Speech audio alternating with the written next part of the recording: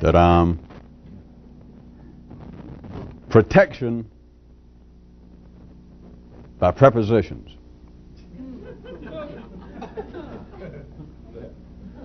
Or the refuge of instruments. Or for those of you who are more inclined into the world of adjectives, the refuge of instrumentality. It has been noted by people out in showbiz, especially musicians, in the real sense of the word, that those who play an instrument only do so because they cannot sing. And that's been an old joke, which is, I'm just trying to warm you up to it. But that's been an old comment for years and years. There is some validity. And of course what I'm about to say has very little to do, if anything, with the world of music. But in the sense that you could look at, insofar if we were talking about performing arts, or performance of some kind, probably the most naked would be for someone to stand up and to sing unaccompanied solo, which I guess goes without saying. That would be, if you had the talent, that would be, may we say, the zenith of a kind of oral performance, to be able to get up and just sing, and people come to hear you sing. And those who cannot sing, the inference being the little joke, had to come up with protection. They had to come up with a refuge. The refuge is the horn. Because, if you never thought about it this way, let's assume, for instance, that Miles Davis can't sing. I'll just assume that. You listen to him play, whether you ever thought about it or not, assuming you liked it at all, or whoever it was, or Horowitz, but especially horns. It's true with all of them.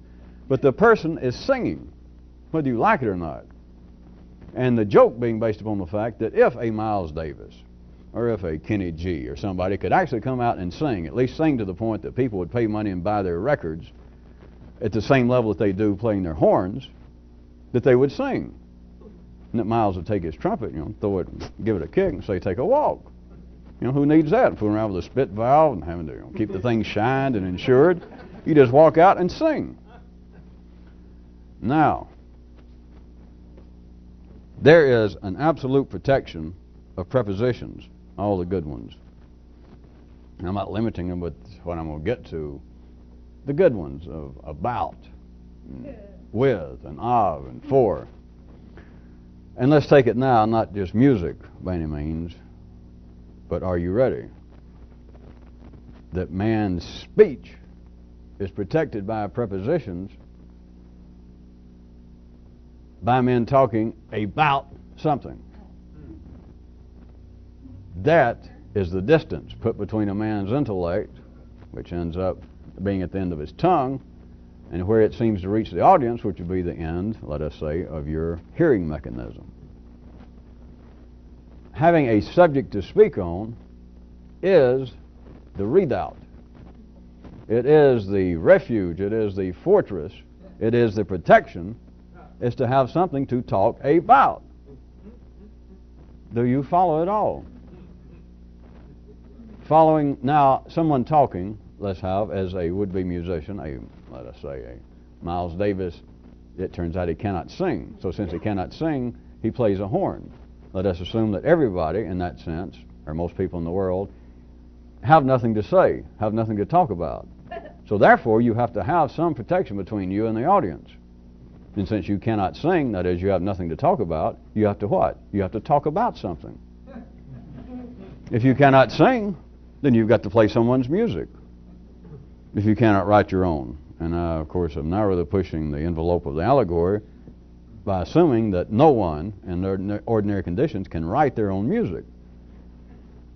You get into three-dimensional problems, because then you say, well, who does write the music? And it seems to be other humans, so don't trip over the sublimely and silly obvious.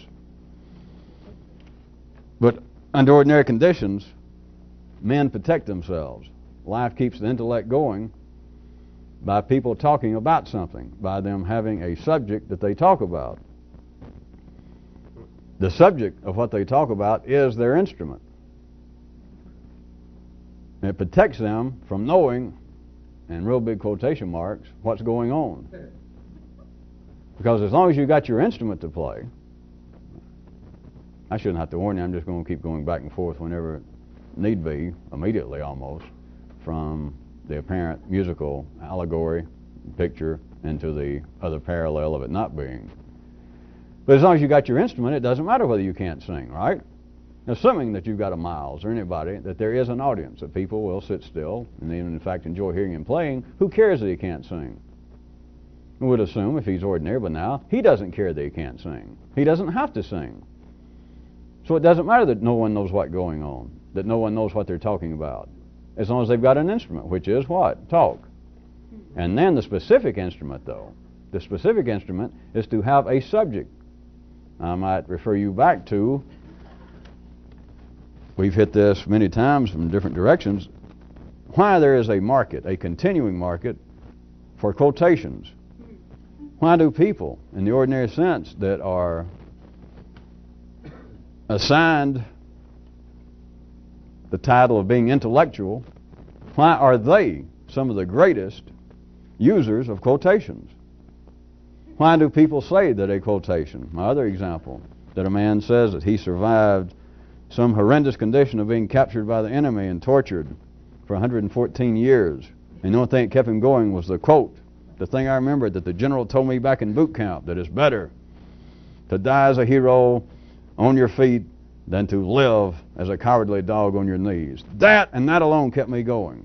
I'm not making fun of it. The people have been saying that forever. And if they didn't say it in a military sense, they'll say it that some idea, some theory, some religious truism they got from some book, from some religion, from some cult leader, that they say, I repeat this. When times are bad, I repeat this, that the gods love me, that the gods love me, and it keeps me going. Why do people have to do that? I'll tell you why. It's because they can't sing. That is the instrument, is having to come up with somebody else's idea. I could also point out, if you want to get really exotic, and why not, is that this is part of the basis of people seeking to become educated. Because I already tried to get you to take a look a few nights back when I was really into pointing out that from one view you could look at all words of any nature as not being simply to convey some information, even if that happens. Even if you're looking at it like this and it does convey some information that may be useful. If you get to look bigger, that's a very small part. And me suggesting the basis of it could be that all talk is simply to prepare men for some future talk. If you get any grasp of that, could you see that one of the reasons it could be seen that people seek to become educated, specifically to become an expert in some field, is so that they've got an instrument. Assuming that all the experts in the field, all the people teaching some class at colleges, universities, people giving seminars somewhere, let's assume, which is a safe assumption, that none of them in their area are as famous and as well known as David Sanborn or Charlie Parker or Frank Sinatra, the Rolling Stones. And so they are not pre-sold. Part of the pre-selling is they're going to advertise that they're going to be there speaking, whether they be priests or real estate seminar pushers or professors. They must be pushed on this man or this woman has tenure at Harvard, has been published in a whole string of periodicals, has 3 books out. Now what is that? It's his instrument. It's to say, if you'd never heard of Miles Davis, or if we're talking about Sam Woolly-Britches, is going to be performing tonight with his quartet, and you never heard of him, they have to say something in the ad right quick. The printed ad or on the radio or wherever, the man has a brand new album out. He has already been nominated in 1991 for a Grammy Award. You get some quote that Charlie Parker says, if I was still alive, he would be my kind of trumpet player. That sort of thing. The instrument is, he is an expert. And if you're an expert, from one view, with no cynicism for you people out there on tape or that's not familiar with the way this is running, but one thing about being an expert, truly, from a more complex view is, you do not have to know what you're talking about even as much as you might if you had less of a promotion department. That is, what life is expecting of you. If you are only working for Roto-Rooter and your instrument is the snake. and you're making whatever they make $5 an hour, and you come over and somebody wants their sink unclogged, and you do it, that's about all that's required of you. You don't have to know much. You don't have to appear to know much. People are not going to say, where did you go to school? No, I don't mean high school. You know, what college did you... Nobody cares. In a sense, the more you're dealing with secondary affairs, in a sense, the more you're dealing with the world of the intellect, if it could be separated entirely from the world of the not intellect, which it cannot be, other than the fact that it can be done verbally while we're talking for reasons of investigation. If that could be done, then in the world of talk, in a sense, you have to know even less than you do in the non-talkative world, in the silent world. That the expert on British Romantic poets is going to lecture tonight, in one sense, he has to know less of what he's talking about and doing, because his talking is his doing. He has to know less than the guy running the snake working for Roto-Rooter. In a sense, that he can know less. And it's not anything at all unusual. It will not harm his career. The instrument is that he is an expert in some field. Because you can go, and let us say that you're just fairly well read, and you could go to the lecture of the man, Mr. So-and-so, the expert, who's going to lecture on the British Romantic poets. And let us say throughout the evening, you, mentally, kept finding fault with what he's saying. You may even just be convinced that he had some dates wrong. Or that Tennyson wasn't married 14 times, or that Johnson certainly wasn't a British Romantic poet. You could be picking out stuff like this, but that is not going to harm that man's career. At the end, he may say, we got a few minutes, do we have any questions? You might stand up and say, by the way, I was impressed with your credentials, and I'd heard of you before. At least I had read any of your material, but I'd heard your name. But I'm going to tell you what, I wrote them down. You made at least 5 obvious errors having to do with birth and dates of some of the poets. What's going to happen? Is the guy going to lose his job? Is the crowd going to go, are you sure? And the guy go, yeah. And then suddenly turn on him and lynch him? Not if it's intellectual affairs, because the speaker, let's assume that based upon horizontal information, ordinary information, that the guy in the audience is correct, that the expert made some verbal faux pas. He doesn't really have to defend himself. He's up there on the stage. He is the one playing. He can do something like look around at the guy. There are all sorts of things that life can have people do, little sticks of showbiz. Whether you're a priest or a rabbi or a teacher, it's still showbiz. And the guy can get up and say, well, I enjoyed your lecture, and a lot of it was worthwhile, and I know that you're an important person. But I will tell you what, you had 5 dates wrong. A man that's already an expert, a Miles Davis, for somebody to stand up after a concert and Miles say, well, I've got a few minutes, anybody have a comment? Somebody stand up and say, you know, I appreciate, I guess you might call it dissonance or I don't know what, free-form jazz, but several times you had this tendency to fall into going from like flatted fifths into flatted ninths, even when the chord progression, what little I could hear was going on with the rest of the band, was shifting in such a way, you know, Miles, all you got to do is kind of look at the audience and then look at this guy like, you know, who let him in? The expert on British Romantic poets. If a man stands up after here, he's already been presented as being an expert, and he's talked for 3 hours, been entertaining, you got your money's worth, and then one little noodle out here stands up and says, you got 5 dates wrong. This expert, all he's got to do is kind of go, 5 dates wrong. And look at the rest of the crowd, and the rest of the crowd is going to go with him. Like, in other words, it doesn't matter if the Roto-Rooter man comes in. If a bricklayer comes in to do you a patio and you come out later and the patio looks like this, or the Roto-Rooter man says, all right, that'll be $100, and he leaves, he cranks the truck and you turn on the water and it's not there, you got a major area of complaint that may cost him his job. There is a living, unrecognized defense having to do with human speech. It is a protection, not just speech. I was going to get into that in a little broader range in a second, but more specifically, I was going to start you out on there being a subject, which is why I also gave you a subtitle to start with of a refuge of the instrument, because it literally, those of you, a bunch of you I could tell heard some of it, but it is literally a kind of protection to have a horn, to have a guitar. If you're George Benson or whoever, even if you're not going to sing, you can come out and you can feel the guitar And it's literally, which is not the point, but it's between you and the crowd. Like if they do attack you and say, boy, you suck. You can kind of hold the guitar up or fight them off. Or Miles could take his trumpet and get a few of them before they pulled him off the stage. But it is really, you can stand there, blow the spit out and fool the valves. Keep tuning the guitar. And you might even say something. I'm now going to play something that Gunther Schuller wrote for the Modern Jazz Quartet about 20 years ago. It's never been tried with our instrumentation here, but I'll give it a shot. Do you see the kind of protection? And this is not a comment psychologically, of course. It could be taken that way, and I could go with that if we were dealing with such a childish level, but it is a part of life protecting the growing nervous system, specifically a man's brain. But the instrument is literally a refuge. It is a kind of non-physical defense between the performer, and now you can think about you and your own brain, between that and what seems to be not the performer, the audience, whether it be you listening to yourself or whether it be you talking to someone else. There's always an audience there.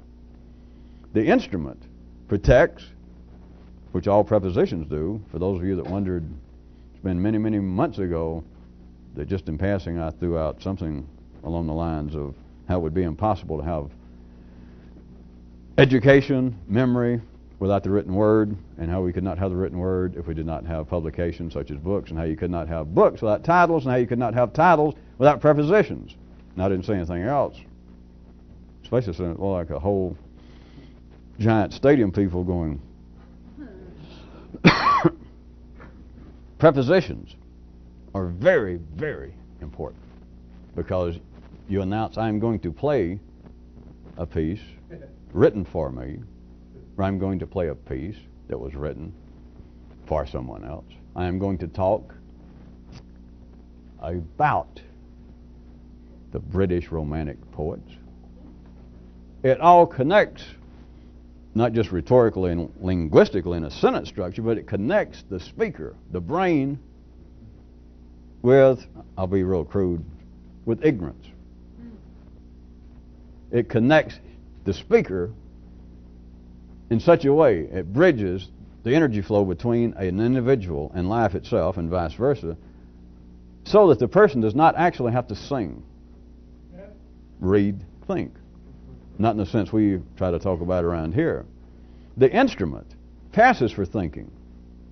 The subject matter, the song, well, here it is. It was, Gunther called it blah, blah, blah, and I hope you like it. See, he's already removed himself. Somebody in the audience could say, I never have cared for that kind of trumpet playing. Somebody say, yeah, Miles was never my cup of tea. Plus that kind of, when they were trying to do that kind of third stream jazz or whatever the crap they called it, I never did care for that. Yeah, well, in fact, Schuller, I guess, considered fairly serious with some of his writings, but why in the world is a man like that trying to write jazz? So you see, it has gone from very quickly that if there's an attack going on, that is what would appear to be a negative flow of energy going back toward Miles, it is now at least partially deflected that, well, I don't like his playing, one guy says, and the guy next to him said, well, I can take him or leave him, but especially that kind of writing that people like Schuller tried to do back in the 50s to write for jazz, Now they're attacking Schuller. It just so happens he's alive as far as I know, but he could be dead. But the point is, part of the potential negative flow of energy has now been deflected from the performer to somewhere else. Simply by what? Words. Don't say by the people's taste. We can drag all that in, but it had to be the words. The performer had to say, well, my next piece we're going to do was written by, and your point, Sam Swartz. Somebody else, not me. That what we're going to do now is written by somebody else. And so if there's going to be some sort of attack, it is at least partially deflected to somebody else. That you may say, well, I don't like what the person said. Well, some of I didn't either, but he said that all he was doing was really giving his own commentary on the works of Carl Jung's illegitimate half-brother. That he was just presenting himself as being the first in what he hoped would be a long line of revivalists to bring about this man's unknown works. So you're right, I didn't agree with everything he said, but and the unspoken part is, well, the speaker doesn't get all the blame because he's actually commenting on so-and-so. Or if you went to a religious service of some kind, or a political rally. And you can say, well, I don't like that candidate. I don't like what he said. And somebody else can say, yeah, but what do you expect for the Democrats? Or what are you going to expect out of Christian socialists? It gets deflected that there is always an instrument because there is a subject involved in what the people are talking about. I said I was going to try to widen it. If you tried to conceive of a wider playing field or a bigger examining table for those of you that like to play doctor, and you better stop it because I'm going to tell your mother. You could look on a wider level, you could look at speech itself as being the ultimate armor in a very specific way. That speech does offer a non-physical, non-somatic defense to the burgeoning intellect. That speech gives time for this infant function to digest the incoming information and to make appropriate responses and plans. Speech is like killing time in one sense, but in a defensive way.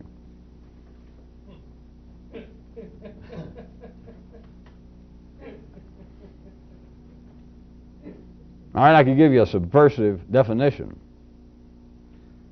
Speech, the brain's fist and feet. That's what it is. If you're talking about the general sympathetic and parasympathetic nervous system of man, the fight or flee dynamic, you have a specialized, a localized version inside of this part of man's nervous system in the brain. And I just called it its fist and its feet rather than feet or fight or flee. But the defense mechanism is speech. That's the brain's horn. That's the brain's axe. A brain, we're assuming now, if you're following all this metonymy, that no one's brain can sing in the sense I'm putting it. You got to start there. Or else everybody's brain can sing, but everybody's sick of hearing it. And so it's like nobody's brain can sing. So everybody has had to take up an axe. That's musician talk for an instrument. A horn. A stringed instrument. An axe. And the axe is, in a general term, speech. Because as long as you talk, you don't really have to say anything. As long as you talk, you don't have to really think. But a little more specifically off to the side, as long as you talk about a subject, you are protected. You are shielded. There is a shelter. And the more you apparently talk specifically about a subject, the more sheltered you are at the ordinary level. Whereas right quick, if any of you are following, this is really a side, I've already hit it with a little side trip, you would think from ordinary views that what I just said would have to be absolute folly, that the more you seem to specialize in some area, the more you would be subject to being tripped up, right? That the more you narrowed it down, that wait a minute, the previous speaker is simply an expert on the British Romantic poets. I am an expert on the British Romantic poets who wrote only between 1790 and 1792 after 4 in the afternoon. All right. But now do you follow at the 3D level where things run sequentially and things make sense? Which of course they don't ultimately, but the things make sense. You would say, all right, the more somebody specializes, the less they're going to be involved with what you said because they're asking for it. If that guy was going to narrow it down like that, boy, we can shoot holes in everything he says. It's not like the guy talking about the whole era, whatever it was, of 50 or 60 years of the British Romantic poets, and one guy said, you got 5 dates wrong. If you're going to specialize from 1790 to 1791 for people that only wrote after 4 in the afternoon, boy, I'm going to come listen to you talk and I'll shoot you down. Like priest in a picker barrel. But do you see from another view, no. Because we could say theoretically that you could go bone up, become an expert as much as him, and assuming that he's an average intellectual, sophisticated, educated person, that he will make mistakes like all humans, and therefore you can really show him up. But may I point out to you, if there was a guy who specialized in the British Romantic poets that only wrote from 1790 to 1791 and only after 4 in the afternoon, may I suggest to you that he would be the only sucker on this planet that would do that, and you or no one else would go out and read up enough to ever go and hear him speak to find fault with what he said. The more specialized it is, the less he has to know what he's talking about. The way you might look at it crudely, the more he can just bull his way through it. The more you localize what seems to be your area, the smaller your instrument gets, the more specialized. You don't just play trumpet to where people can say, well, I've heard trumpet players and I've heard trumpet players. I've heard everybody from Al Hurt to Doc Severinsen to Wynton Marsalis, and you don't play trumpet. So then you show back up next time and you've got a pocket trumpet. And they said, no, I've seen Don Cherry and you don't play pocket trumpet. So now you come back and you got micro pocket trumpet. And it's so high, it's only when you play in the lower registers of the micro pocket trumpet that even humans can hear it. And so the guy plays and you only hear a few of the notes, you understand you got less to criticize. That you can now find fault with what he plays on a smaller level than you could back when he was playing a regular-sized trumpet. The instrument, human speech itself, is like the ultimate armor. It offers the protection of the intellect so that it seems to localize, so that it seems to specialize. But the truth is, from a more manifold view, the more you run in that direction, the less you actually have to know. The less that you are even open to attack, which is simply a way of pointing out that the energy flow of life goes in certain directions, and you are less likely to be involved with it turning on you.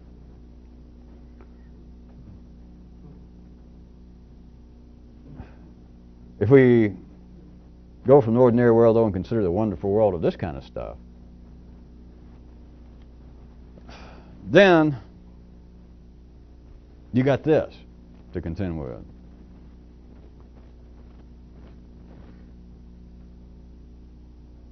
You got to find the trick to almost be able to talk about matters extraordinary while not actually talking about anything.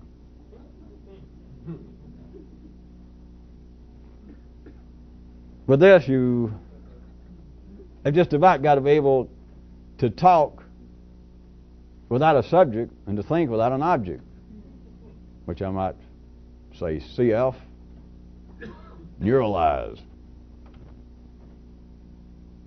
You've got to, doing this, be able to operate intellectually without the need of a shield, without the need of any protection.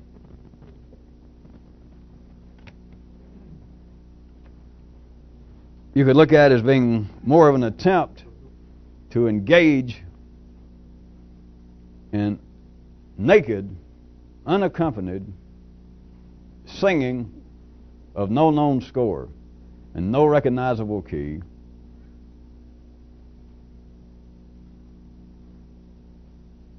I don't know how I can top that kind of picturization. I even run myself out to the edge.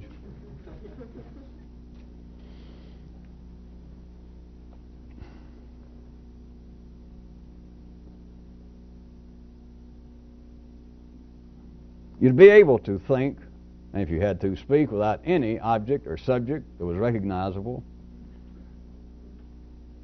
You'd be able to operate on the basis that up here, the performer apparently had no need, not only for any defense, but any need for approval to be correct. That is, to have the audience go, wow, I like that. To any degree, or for them to say, well, it's pretty new music and I'm not sure I like it yet, but I appreciate the effort. Or if the crowd goes, you know, which the latter is not really of any great importance, because if you should be talking to anybody, you certainly, that's open to some question, but you certainly should be talking to an adverse audience. But internally, in your own performance, as you would have no interest whatsoever, no concern, you're not operating on the basis that, boy, I wish I had an instrument because then, and I wish I was playing somebody else's score because at least I'd then be protected. Because if somebody says, I don't care for that, even if it was me saying that to me, I can go, yeah, but what do you expect? I got that from the Bible, or I got that from the Quran, or I got that from some of the unpublished work of Charlie Mingus. Don't blame me. I don't particularly like it now either. Now I heard it.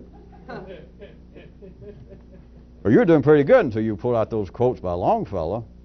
Yeah, I agree. Well, in fact, maybe the inflection, I didn't do it right. What I was doing was trying to be somewhat sardonic because I didn't like it either. Oh, okay. But if you're going to swing on a trapeze in the nude with no score, singing in an unaccompanied manner, you got to be prepared for the best. You thought I was going to say the worst? All right, you got to be prepared for the best. So I'll make you feel better.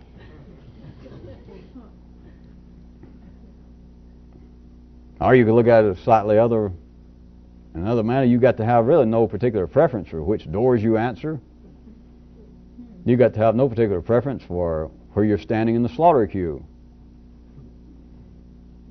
But all of those things, which you're wired up to normally be concerned about, requires for you to get through life in a reasonably middle-class, sane manner that you have an instrument, that you have some secondary activities, you have some external point of reference.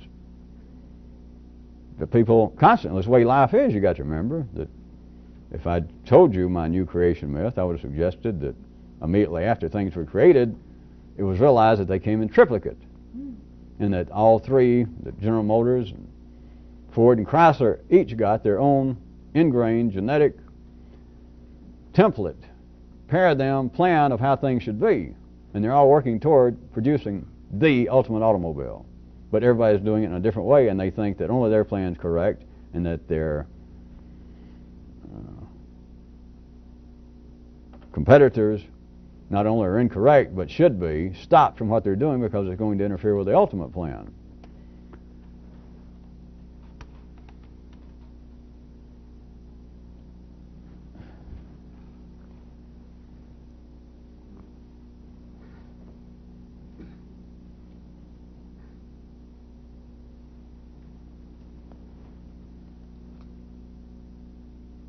I don't think I better push. Some of you were hearing some of it.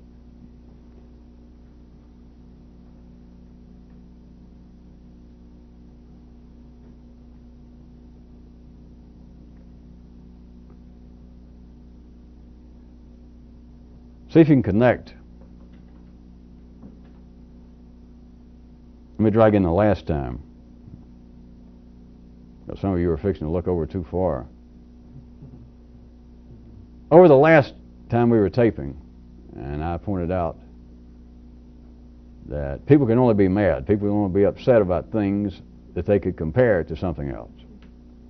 And thusly, you have got to be able to talk about something to be mad about it.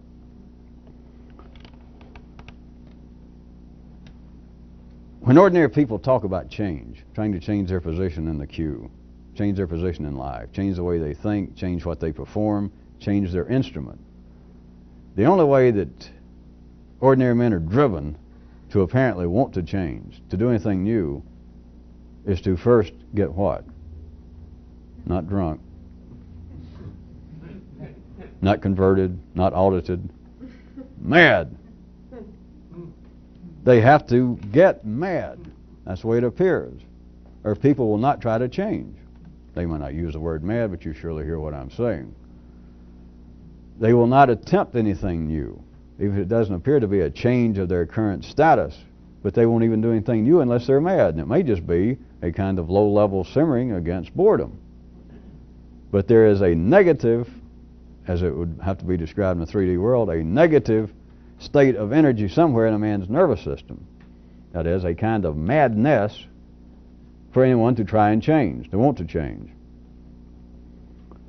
You might consider then, again, part of the trick, such as me saying being able to talk and think without an object or a subject, that if you consider such activity as this kind of stuff, and you can get it up to a level of the real fast track,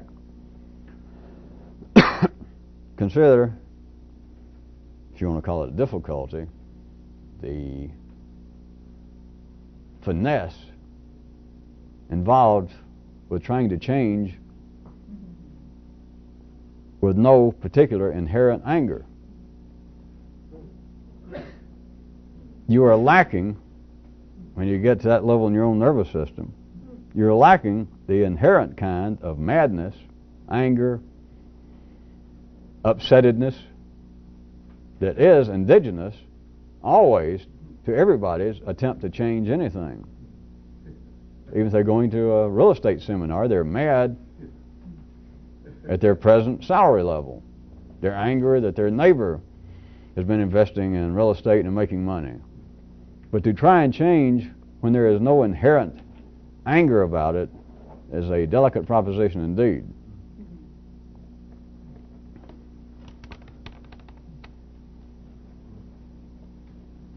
From that same era, may I pull in something else that we mentioned?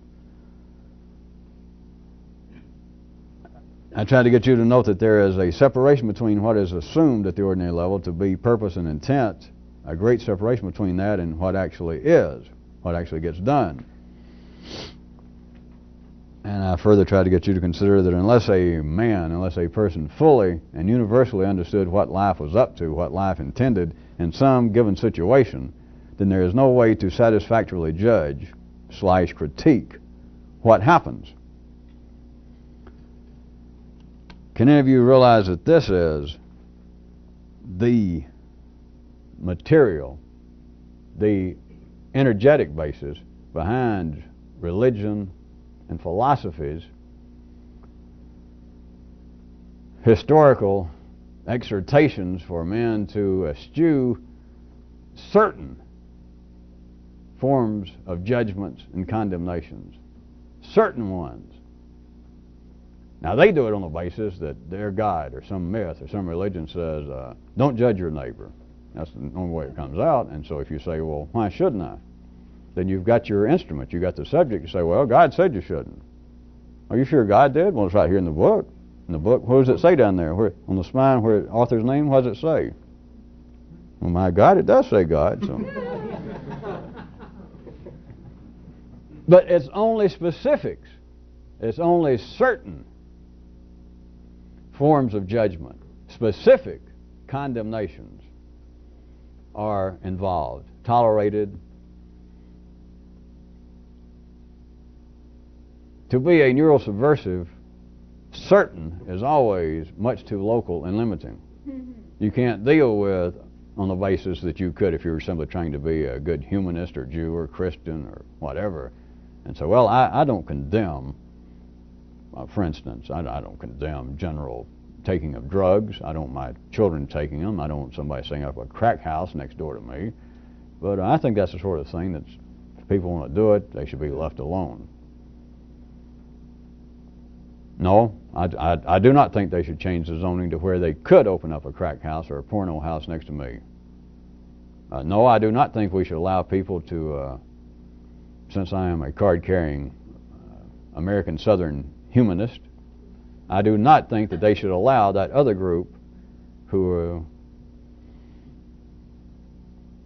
calls for our overthrow and wants to hang us from the nearest lamppost. I do not think they should be allowed to march out there in the streets or to attack us even verbally. It is simply the matter, there's nothing wrong with it in life, it is simply the matter that religion, philosophy, that is, the apparent institutionalized versions of the individual nervous system here and there at local levels, through the institutions of religion, philosophy, etc., are these constant exhortations to tell men, look, certain judgments, certain specific condemnations of your fellow man, his behavior, his beliefs, you shouldn't do it. You should not do it. And all over the world, it seems to vary here and there, you will find a wide audience for that. It seems to be culturally based, religiously based. It is simply the right performer, that is the right information coming out through life, and the right audience. And you'll have a large number of people going, yes, I agree to that. And if you say, well, how about, but you tolerate some other stuff that the people right across the border do not tolerate. They forbid, they say that some of the certain things that you should not judge your fellow man are some of the things that you allow, and vice versa. If you're going to deal at the local level, and you're going to accept that there are only certain judgments, condemnations that you should refrain from or give second thought to or try not to do, you won't ever get anywhere. You're still dealing with hearing one knock at a time. You're still hearing one thing being played, one instrument. You're still hearing one voice from an audience. To be truly a real revolutionist in the neural system, to be subversive, you've got to hold to no local realities. You cannot engage in any real study of man the individual as opposed to man the species. You cannot have any particular anger as madness based on any comparisons. If you're going to be mad, which I guess everybody deserves a hobby, and I can't tell you not to ever be mad, but if you're going to be mad, a real subversive would not be mad on the basis of comparison, which also is really not the point, but I might suggest that somebody could be mad like that is somebody to avoid, to be mad for no reason, which is not that dissimilar than being able to think without an object. But that's another thing. That would scare one group of people, whereas another group of people would just be scared by being confronted if they recognized that somebody was mad and it wasn't localized and it wasn't based on comparison. I guess there's a chi root in there somewhere for you. To be a real neural subversive, you would also have to be able to operate without an instrument, without any protection, no fortress, no safety net between what would seem to be you and an audience. You would not be trying to keep any distance between you and all of life's not yous.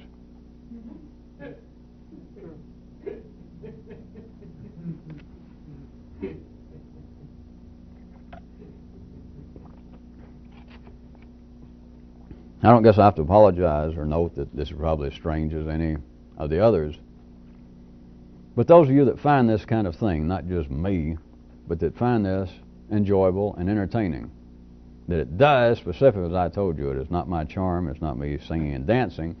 It is that what takes place, and I normally specifically point to human speech, and it's not even the words again, but human speech itself, is, for those of you that enjoy this, it has a pleasing effect on your brain chemistry. That's it. You can call it all kinds of other things. I can call it something else. But that, you can't get much lower than that. You can't get much more basic than that to say that what you hear, even if you left, let's assume, which is a fair detailing of it, that most of you could not go out on any particular night after being here for a long time and go out and tell some stranger or some friend of yours or your mother what I just said. You could not. And then somebody could say, well, that means that it must be irrational. It must be a kind of psychobabble of some kind. You could say, oh, maybe it is. Or I could say, maybe it is. So you can't get much more basic than this to say, well, it makes my brain feel good. I enjoy it. Which, of course, many of you found out that after a certain period of time with some other effort on your part, makes you feel better even outside just the local area of the brain, finally. But even if it just stayed there, many people, especially think about the people out there that keep seeing this by tape constantly, just at the level of the brain chemistry being pleasurably affected, there is nothing more to say. There is no other added inducement. There is no sales pitch necessary, if there was any to begin with. But that's what happens.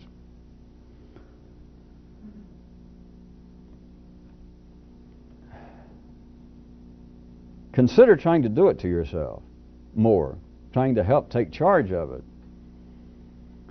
If you're going to talk about something to yourself, if you're going to think about something, haven't you caught on by now that it won't work? Now, at the times it does seem to work, that's not a blanket statement, of course, because many of you that continue this for any length of time already have the ability at times to do it to yourself. Or else this would be too much of just simply an addiction. But at the times that you apparently did it to yourself, or it came upon you, you were not thinking about something. Not in the ordinary sense. That is, you were not answering the same door. You were not thinking the same thing over and over. That may have seemed in some way that maybe something I'd said or something maybe tripped you, and you almost fell into also realizing that little guy that I told you one time got so intrigued with some of the various flash and hip-hop dancing of his own brain that he decided to give it its own little Latin name of, you remember, of ubiquitous non sequitur. That if you thought back to the kind of times that things hit you, it's almost, that I'm almost on the verge of flying off of a trapeze, or I am on a tightrope, and I'm almost about to fall. But just before I fell, and I did catch myself, I thought the damnedest thing. I saw the damnedest thing. What you're saying is, I had a chemical reaction in my brain that I've never had before. You can call it other things. Say, oh, I want to write this down because I had thoughts. It had to take a form. You know, Miles cannot play without a horn. Beverly Sills cannot sing without her vocal cords. There has to be some kind of instrumentality. There has to be a medium. So you can say, well, I want to write that down because that thought, God, it almost blew my mind. No. The chemistry almost blew your mind. The thought came afterwards. The words are the instrument. The words are the kind of protection. But people believe, well, it's the thought. It's the thought that counts. You don't have to be Professor Hallmark. It is chemistry. It is chemistry. The thought comes after. Some of you knew at one time, or thought you saw, I'll remind you, the brain is the last one to know at our level. Even if it's faster than the speed of light, it's the last one to know. So anytime that you're doing this to yourself, you are not playing your regular score, or you're not playing your regular instrument, or in another sense, you are not actually thinking about something. All a matter of degree, but consider, what if you could get past the matter of me going that it's relative no matter of degree, and you could actually think and not actually think about anything? Or that you could talk, and there really is no subject, and don't say that's not possible.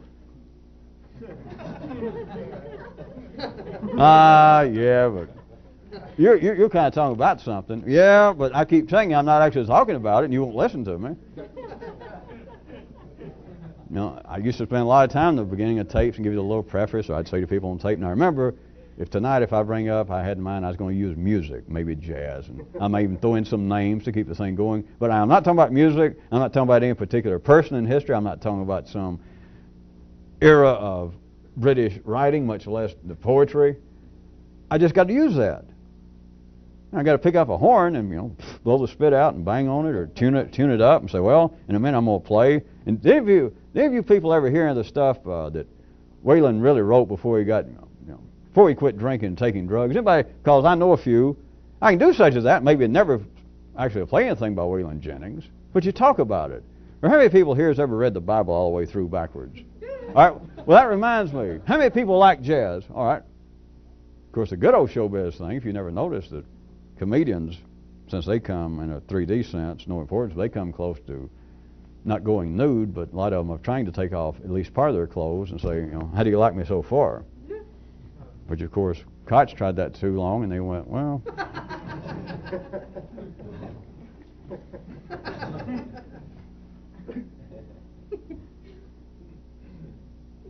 It's you don't actually talk about something, but you have to have the form of it that sounds like you're about to talk about something.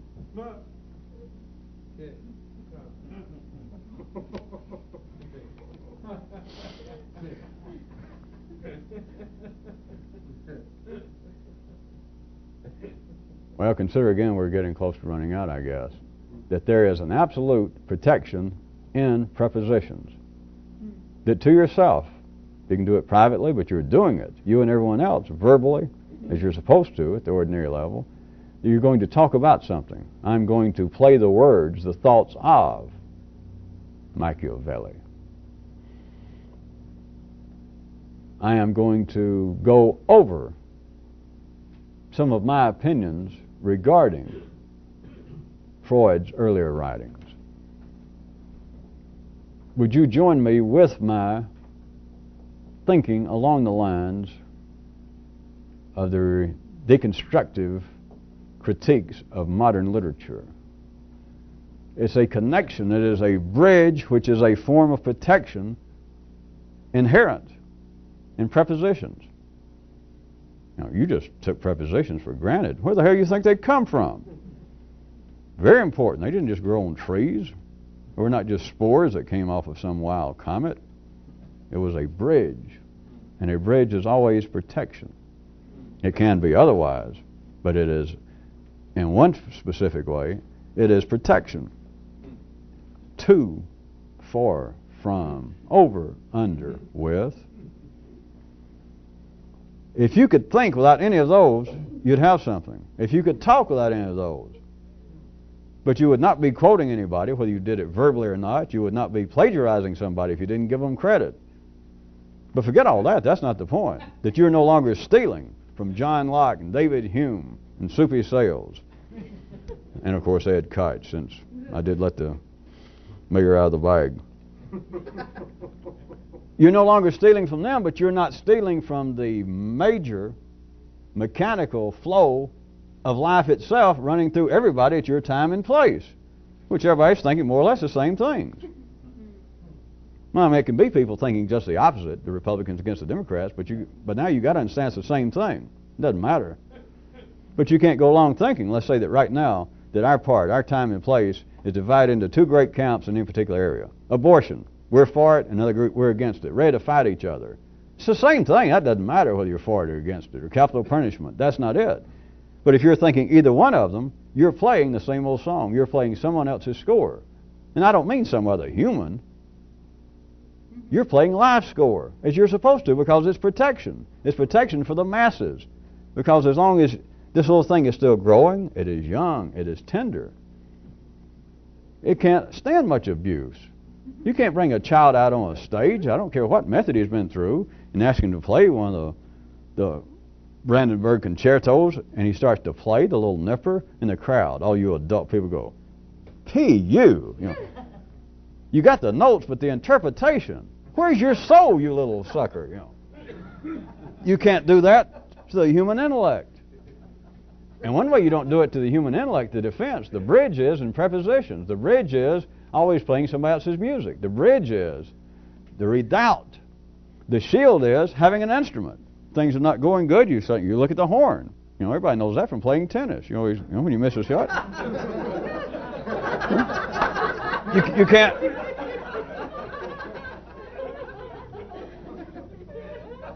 You're thinking along, you're playing along, and it's not going well, you stop. Especially, of course, you should always have a band. Everybody should have a band of some kind. At least they can keep going. You can kind of nod like keep going, but you take your horn, you kind of shake it, and you look up at it. All right? People do that with their own brain. They do that with what seems to be the information. As long as you've got a subject, you can hold it up and look at it like a tennis racket. What the hell happened? As long as you're dealing with somebody else's subject. And any subject is somebody else's subject. That's why you don't have to worry about specializing and worrying about whether you're actually stealing somebody else's material. You're always stealing somebody else's material. If the door knocks and you answer it, you're plagiarizing yourself. That is life. You're stealing somebody else's material. You're playing Schulers, Parkers, Longfellows, Youngs. You're playing somebody's score as long as you answer the door. But of course, ordinary people think, well, they're knocks and they're knocks. Now, if I had a knock that came to my door that was a kind of thinking of a Bacon, a Shakespeare, I'd go answer it. Now, if you're just talking about it was a knock at some guy that did work for Roto-Rooter down the street and says that he was taking a correspondence course in philosophy, I'm not going to worry about that. That is, that there are grades of merit to other people's material. To a real subversive, and you're real subversive, there is none. All the knocks are the same. All the knocks is somebody else's score. All the knocks is somebody else pushing an instrument or ready to hear you play an instrument. I know at times, well, I don't know. I won't say it that way, even if I do know. For any of you who still periodically have any concern or sit down just in a moment when you want to be depressed and it's harder and harder to find something to actually crank start your melancholy. So any of you that still have any kind of passing concern over the vagueness of all this, you could always do this. Just consider all the things that it is not. which to a real subversive, that is not necessarily a negative act, that can be positive. But just consider, and don't just use mind. My God, I've given you a being. And I don't exaggerate when I say that. On your own. You don't have to go look under a rock. You don't even have to leave your room. You don't even have to take off your hat. Consider all the things that this surely is not. And as Randy Newman would say, I guess, go from there. Or maybe it was his father said, go figure. No, it was his grandfather said, go east, young man.